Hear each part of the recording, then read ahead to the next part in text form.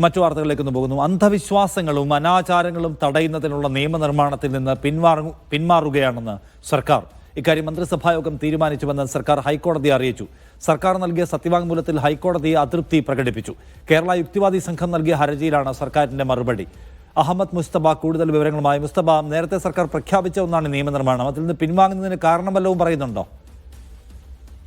Justice K T Thomas commission 2019 സമർപ്പിച്ച ആഭിചാര മന്ത്രവാദ നിരോധന നിയമം അത് നടപ്പിലാക്കുന്നതിനെ സംബന്ധിച്ചുള്ള ശുപാർശകൾ നേരത്തെ തന്നെ സർക്കാരിന് സമർപ്പിച്ചിരുന്നു.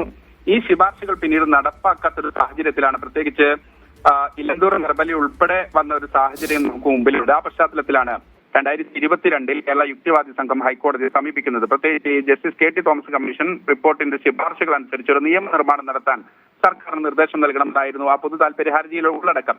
എന്തായാലും അതിനുശേഷം പിന്നീട് സർക്കാർ നേരത്തെ നിഷാദ് സൂചിപ്പിച്ചതുപോലെ നിയമനിർമ്മാണത്തിലേക്ക് കടക്കുകയാണ്. അതിന്റെ പ്രാരംഭ ചർച്ചകൾ ഉൾപ്പെടെ നടത്തുകയും ചെയ്തിരുന്നു. എന്നാൽ കഴിഞ്ഞ ദിവസം അത് സംബന്ധിച്ച് ഒരു സത്യവാങ്മൂലം നൽകാൻ ഹൈക്കോടതി ആവശ്യപ്പെട്ടിരുന്നു.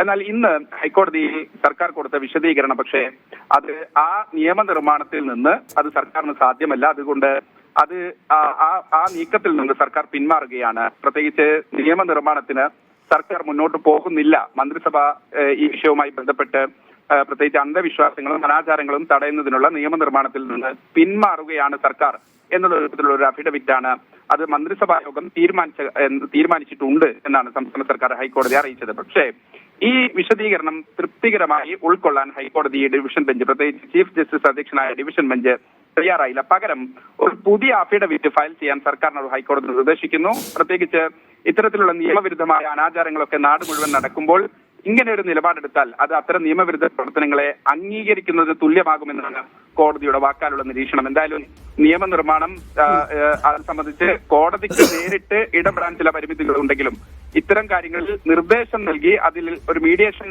നടത്താൻ ജുഡീഷ്യറിക്ക് ഇടപെടാൻ സാധിക്കും. അതുകൊണ്ട് ഇപ്പോൾ നൽകിയ സത്യവാങ്മൂലത്തിൽ ഒരു വ്യക്തതയില്ല, അത് പരിഗണിക്കുന്നില്ല. പകരം 3 ആഴ്ചക്കകം പുതിയ എന്തുകൊണ്ടാണ് ഈ നിയമനിർമ്മാണം സാധ്യമല്ലാത്തത് എന്നതുൾപ്പെടെ വിശദമാക്കുന്ന ഒരു പുതിയ സത്യവാങ്മൂലം നൽകാനും ഹൈക്കോടതി ഡിവിഷൻ ബെഞ്ച് സർക്കാർ നിർദ്ദേശം നൽകിയിട്ടുണ്ട്. നിഷാദ്.